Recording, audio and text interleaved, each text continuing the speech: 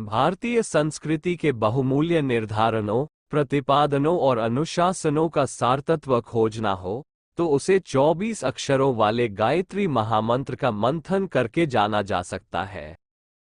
भारतीय संस्कृति का इतिहास खोजने से पता लग सकता है कि प्राचीन काल में इस समुद्र मंथन से कितने बहुमूल्य रत्न निकले थे। भारत भूमि को स्वर्गादपि गरीयसी बनाने में उस मंथन से निकले नवनीत ने कितनी बड़ी भूमिका निभाई थी। मनुष्य में देवत्व का उदय कम से कम भारत भूमि का कमल पुष्प तो कहा ही जा सकता है। जब वह फलित हुआ तो उसका अमर फल इस भारत भूमि को स्वर्गादपि गरीयसी बना सकने में समर्थ हुआ। भारत को जगतगुरु, चक्रवर्ती, व्यवस्थापक और दिव्य संपदाओं का उद्गम कहा जाता है। समस्त विश्व में इसी देश के अजस्र अनुदान अनेक रूपों में बिखरे हैं। ये कहने में कोई अत्युक्ति प्रतीत नहीं होती कि संपदा, सभ्यता और सुसंस्कारिता की प्रगतिशीलता इसी नर्सरी में जमी और उसने विश्व को अनेकानेक विशेषताओं और विभूतियों से सुसंपन्न किया। भारतीय संस्कृति का तत्वदर्शन गायत्री महामंत्र के 24 अक्षरों की व्याख्या विवेचना करते हुए सहज ही खोजा और पाया जा सकता है। गायत्री गीता, गायत्री स्मृति, गायत्री संहिता, गायत्री रामायण, गायत्री लहरी आदि संरचनाओं को कुरेदने से अंगारे का वह मध्य भाग प्रकट होता है जो मुद्दतों से राख की मोटी परत जम जाने के कारण अदृश्य अविज्ञात स्थिति में दबा हुआ पड़ा था। कहना न होगा कि गरिमा में व्यक्तित्व ही इस संसार की अगणित विशेषताओं, संपदाओं एवं विभूतियों का मूलभूत कारण है। वह उभरे तो मनुष्य देवत्व का अधिष्ठाता और नर से नारायण बनने की संभावनाओं से भरा पूरा है। ये गौरव गरिमा मानवता के साथ किस प्रकार अविच्छिन्न रूप से जुड़ी रहे, इसका सारतत्व गायत्री महामंत्र के अक्षरों को महासमुद्र मानकर उसमें डुबकी लगाकर खोजा, देखा और पाया जा सकता है। मात्र अक्षर दोहरा लेने से तो स्कूली बच्चे प्रथम कक्षा में ही बने रहते हैं। उन्हें भी प्रशिक्षित बनने के लिए वर्णमाला, गिनती जैसी प्रथम चरणों से आगे बढ़ना पड़ता है। इसी प्रकार गायत्री मंत्र के साथ जो विभूतियां अविच्छिन्न रूप से आबद्ध है, उन्हें मात्र थोड़े से अक्षरों को याद कर लेने या दोहरा देने से वर्णित विशेषताओं को उपलब्ध नहीं माना जा सकता। उसमें सन्निहित तत्वज्ञान पर भी गहरी दृष्टि डालनी होगी। इतना ही नहीं, उसे हृदयंगम भी करना होगा और जीवनचर्या में नवनीत को इस प्रकार समाविष्ट करना होगा कि मलिनता का निराकरण तथा शलीनता का अनुभव संभव बन सके। संसार में अनेक धर्म संप्रदाय हैं, उनके अपने अपने धर्मशास्त्र हैं। उनमें मनुष्य को उत्कृष्टता का मार्ग अपनाने के लिए प्रोत्साहन दिया गया है और समय के अनुरूप अनुशासन का विधान किया गया है। भारतीय धर्म में भी वेदों की प्रमुखता है। वेद 4 है। गायत्री मंत्र के 3 चरण और एक शीर्ष मिलने से 4 विभाग ही बनते हैं। एक एक विभाग में एक वेद का सार तत्व है। आकार और विवेचना की दृष्टि से अन्यान्य धर्म काव्यों की तुलना में वेद ही भारी पड़ते हैं। उनका सारतत्व गायत्री के 4 चरणों में है, इसलिए उसे संसार का सबसे छोटा धर्मशास्त्र भी कह सकते हैं। हाथी के पैर में अन्य सब प्राणियों के पद चिन्ह समा जाते हैं वाली उक्ति यहाँ भली प्रकार लागू होती है। गायत्री और सावित्री का उद्भव। पौराणिक कथा प्रसंग में चर्चा आती है कि सृष्टि के आरंभ काल में सर्वत्र मात्र जल संपदा ही थी। उसी के मध्य में विष्णु भगवान शयन कर रहे थे। विष्णु की नाभि में एक कमल उपजा। कमल पुष्प पर ब्रह्मा जी अवतरित हुए। वे एकाकी थे। असमंजसपूर्वक अनुरोध करने लगे कि मुझे क्यों उत्पन्न किया गया है, क्या करूं, कुछ करने के लिए साधन कहां से पाऊं। इन जिज्ञासाओं का समाधान आकाशवाणी ने किया और कहा, गायत्री के माध्यम से तप करें, आवश्यक मार्गदर्शन भीतर से ही उभरेगा। उनने वैसा ही किया और आकाशवाणी द्वारा बताए गए गायत्री मंत्र की तपपूर्वक साधना करने लगे। पूर्णता की स्थिति प्राप्त हुई। गायत्री 2 खंड बनकर दर्शन देने एवं वरदान मार्गदर्शन से निहाल करने उतरी। उन दो पक्षों में से एक को गायत्री, दूसरे को सावित्री नाम दिया गया। गायत्री अर्थात तत्वज्ञान से संबंधित पक्ष, सावित्री अर्थात भौतिक प्रयोजनों में उसका जो उपयोग हो सकता है, उसका प्रकटीकरण। जड़ सृष्टि पदार्थ संरचना सावित्री शक्ति के माध्यम से और विचारणा से संबंधित भाव, संवेदना, आस्था, आकांक्षा, क्रियाशीलता जैसी विभूतियों का उद्भव गायत्री के माध्यम से प्रकट हुआ। ये संसार जड़ और चेतन के प्रकृति और परब्रह्म के समन्वय से ही दृष्टिगोचर एवं क्रियारत दिख पड़ता है। इस कथन का सार तत्व यह है कि गायत्री दर्शन में सामूहिक सद्बुद्धि को प्रमुखता मिली है। इसी आधार को जिस तिस प्रकार से अपनाकर मनुष्य मेधावी प्राणवान बनता है। भौतिक पदार्थों को परिष्कृत करने एवं उनका सदुपयोग कर सकने वाला भौतिक विज्ञान सावित्री विद्या का ही एक पक्ष है। दोनों को मिला देने पर समग्र अभ्युदय बन पड़ता है। पूर्णता के लिए 2 हाथ, 2 पैर आवश्यक है, 2 फेफड़े, 2 गुर्दे भी अभीष्ट है। गाड़ी 2 पहियों के सहारे ही चल पाती है। अस्तु, यदि गायत्री महाशक्ति का समग्र लाभ लेना हो तो उसके दोनों ही पक्षों को समझना एवं अपनाना आवश्यक है। तत्वज्ञान मान्यताओं एवं भावनाओं को प्रभावित करता है। इन्हीं का मोटा स्वरूप चिंतन, चरित्र एवं व्यवहार है। गायत्री का तत्वज्ञान इस स्तर की उत्कृष्टता अपनाने के लिए सद्विषयक विश्वासों को अपनाने के लिए प्रेरणा देता है। उत्कृष्टता, आदर्शवादिता, मर्यादा एवं कर्तव्यपरायणता जैसी मानवीय गरिमा को अक्षुण्ण बनाए रहने वाली आस्थाओं को गायत्री का तत्वज्ञान कहना चाहिए।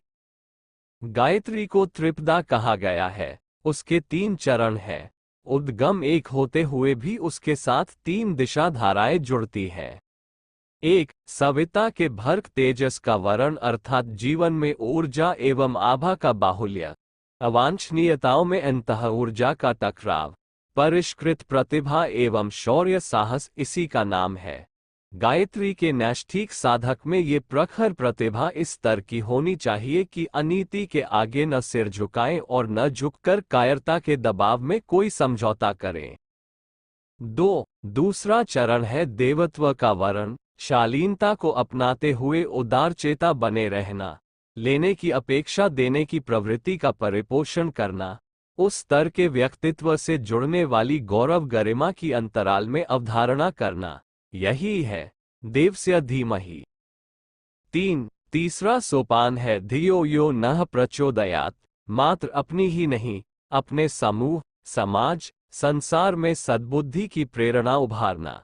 मेधा, प्रज्ञा, दूरदर्शी विवेकशीलता, नीरक्षीर विवेक में निरत बुद्धिमत्ता, यही है आध्यात्मिक त्रिवेणी संगम, जिसका अवगाहन करने पर मनुष्य असीम पुण्यफल का भागी बनता है। कौए से कोयल एवं बगुले से हंस बन जाने की उपमा जिस त्रिवेणी संगम के स्नान से दी जाती है, वह वस्तुतः आदर्शवादी साहसिकता, देवत्व की पक्षधर शालीनता एवं आदर्शवादिता को प्रमुखता देने वाली महाप्रज्ञा है।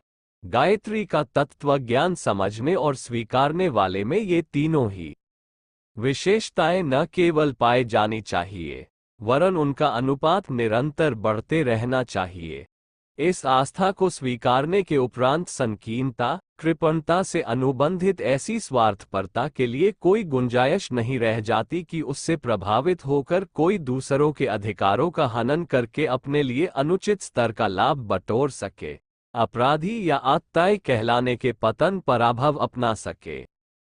नैतिक, बौद्धिक, सामाजिक, भौतिक और आत्मिक, दार्शनिक एवं व्यवहारिक, संवर्धन एवं उन्मूलनपरक सभी विषयों पर गायत्री के 24 अक्षरों में विस्तृत प्रकाश डाला गया है और उन सभी तथ्यों तथा रहस्यों का उद्घाटन किया गया है, जिनके सहारे संकटों से उबरा और सुख शांति के सरल मार्ग को उपलब्ध किया जा सकता है।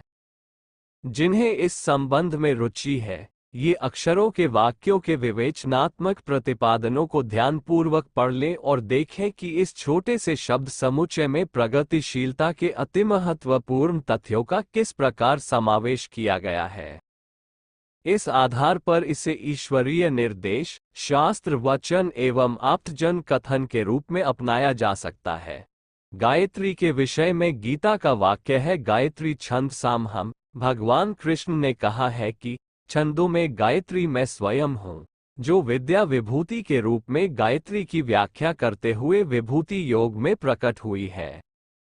शक्ति केंद्रों का उद्दीपन शब्द शक्ति द्वारा एक विलक्षणता गायत्री महामंत्र में ये है कि इसके अक्षर शरीर एवं मन तंत्र के मर्म केंद्रों पर ऐसा प्रभाव छोड़ते हैं कि कठिनाइयों का निराकरण एवं समृद्ध सुविधाओं का सहज संवर्धन बन पड़े।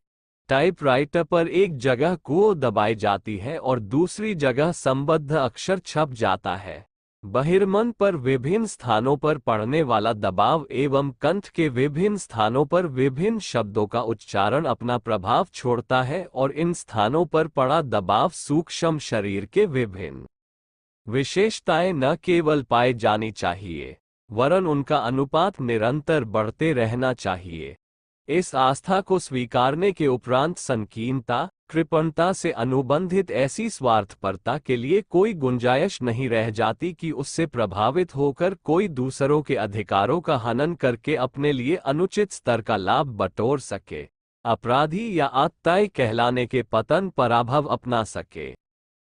नैतिक, बौद्धिक, सामाजिक, भौतिक और आत्मिक, दार्शनिक एवं व्यवहारिक, संवर्धन एवं उन्मूलनपरक सभी विषयों पर गायत्री के 24 अक्षरों में विस्तृत प्रकाश डाला गया है और उन सभी तथ्यों तथा रहस्यों का उद्घाटन किया गया है, जिनके सहारे संकटों से उबरा और सुख शांति के सरल मार्ग को उपलब्ध किया जा सकता है।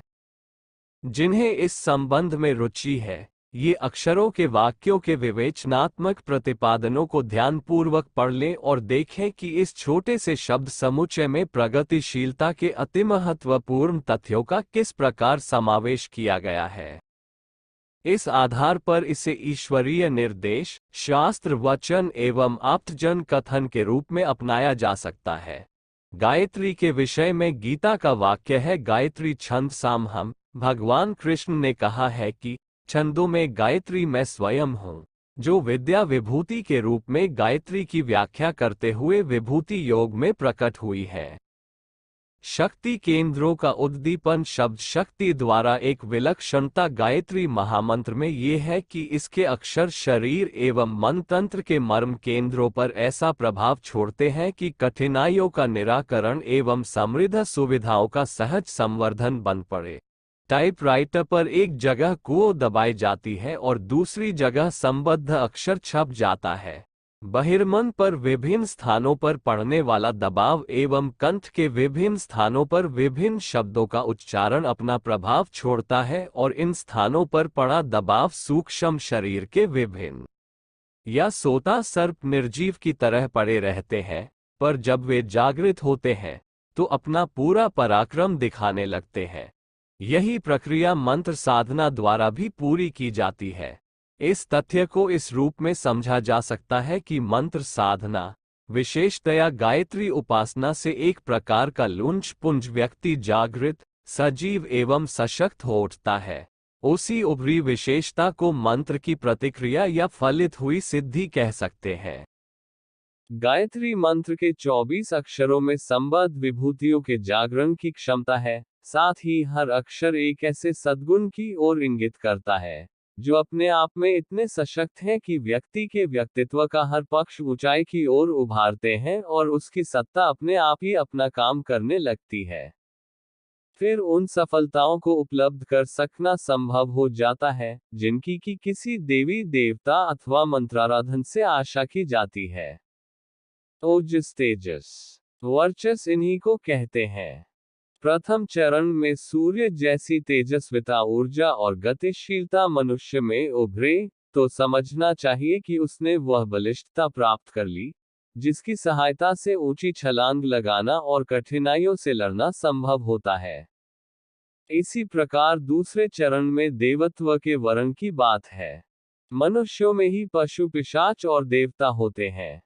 शालीनता, सज्जनता, विशिष्टता, भलमन साहत इन्हीं विशेषताओं का प्रतिनिधित्व करती है।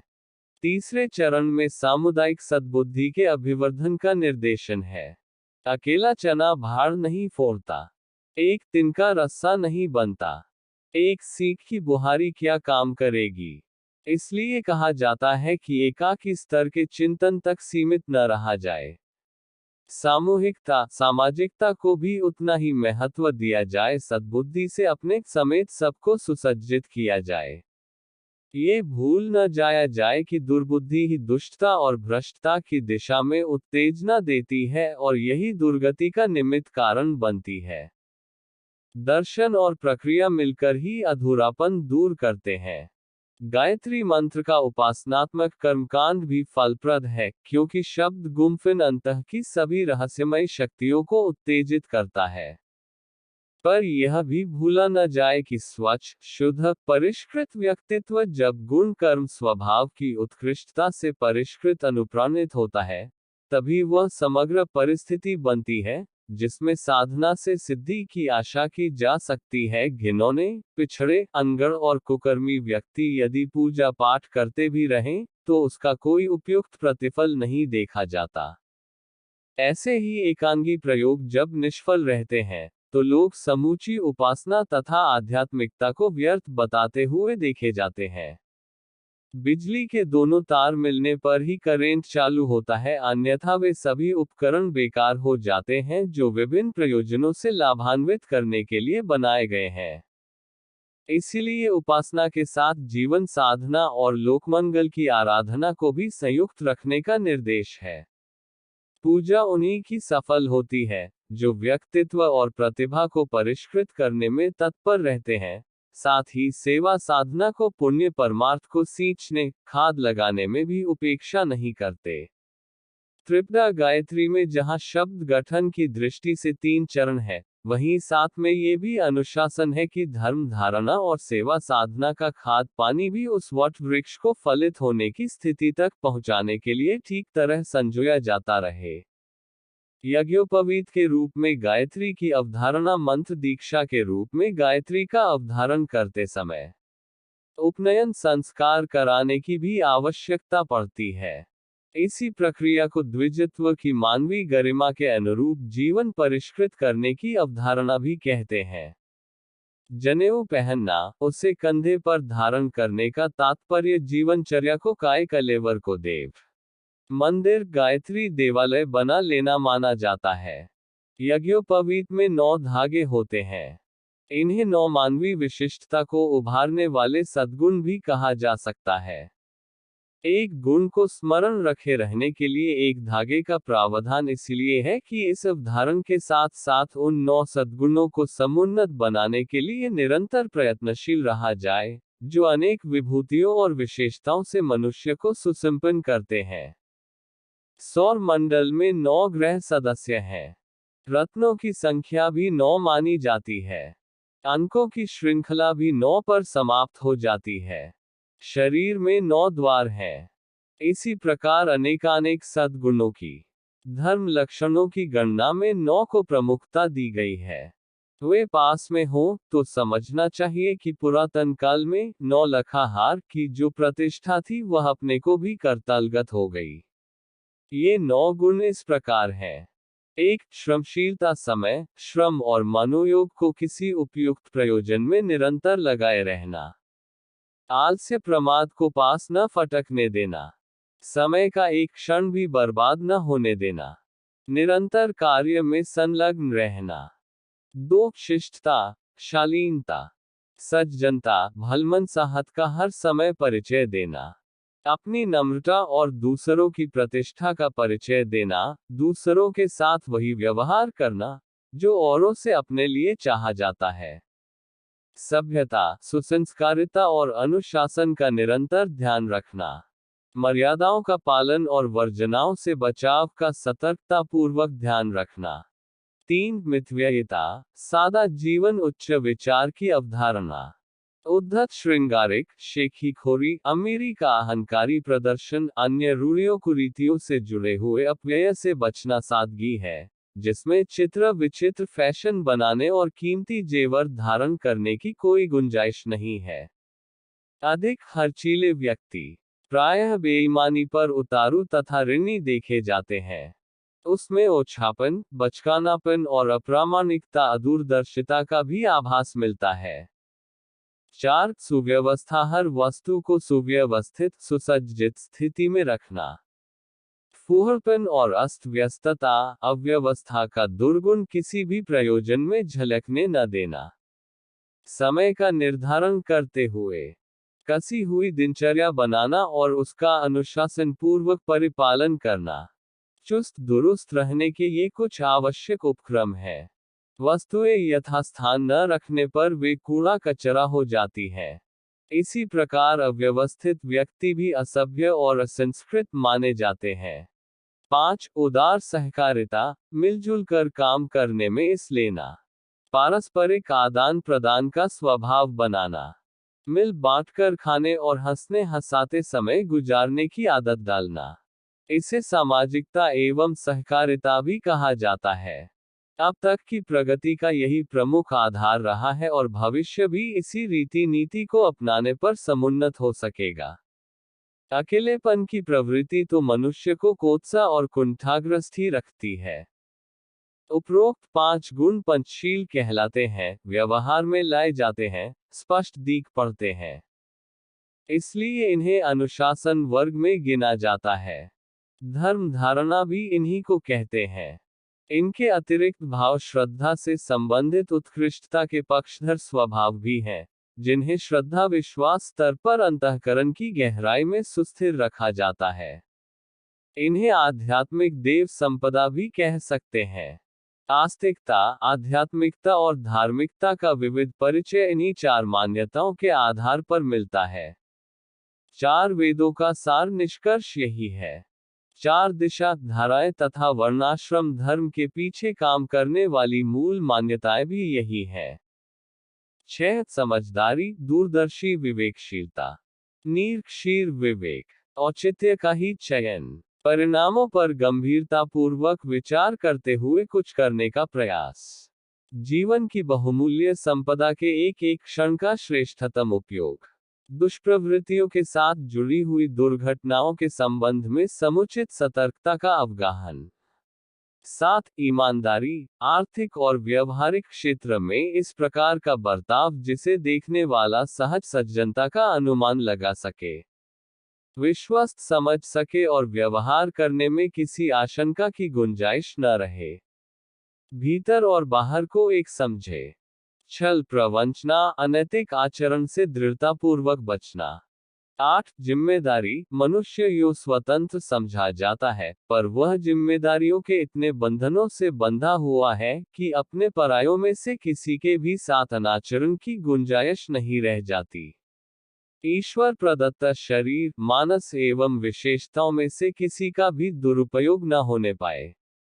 परिवार के सदस्यों से लेकर देश, धर्म, समाज, संस्कृति के प्रति उत्तरदायित्वों का तत्परतापूर्वक निर्वाह।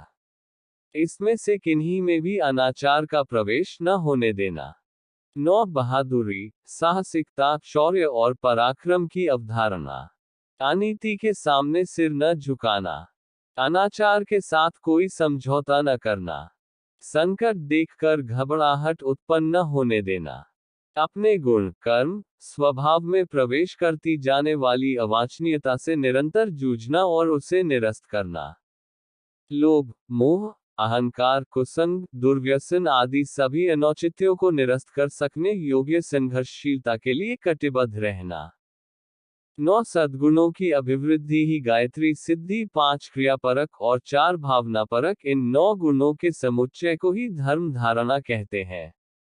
गायत्री मंत्र के 9 शब्द इन्हीं 9 दिव्य संपदाओं को धारण किए रहने की प्रेरणा देते हैं। यज्ञोपवीत के 9 धागे भी यही हैं।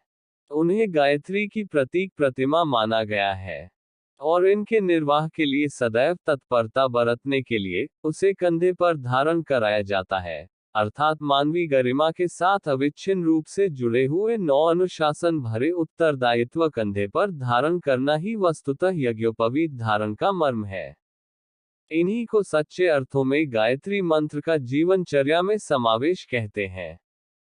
मंत्र दीक्षा गुरु दीक्षा के समय भी इन 9 अनुशासनों को हृदयंगम कराया जाता है।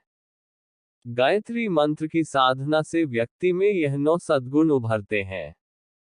इसी बात को इन शब्दों में भी कहा जा सकता है कि जो इन 9 गुणों का अवधारण करता है, उसी के लिए यह संभव है कि गायत्री मंत्र में सन्निहित रिद्धि सिद्धियों को अपने में उभरता देखे।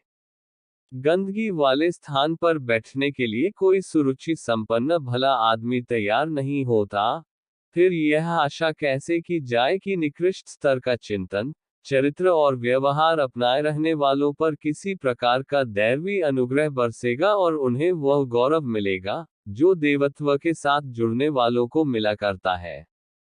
ज्ञान और कर्म का युग्म है।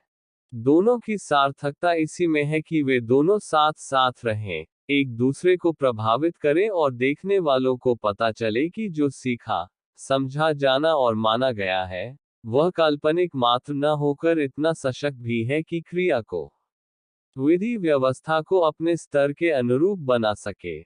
जीवन साधना से जुड़ने वाले गायत्री महामंत्र के 9 अनुशासनों का ऊपर उल्लेख हो चुका है। इन्हें अपने जीवन क्रम के हर पक्ष में समन्वित किया जाना चाहिए।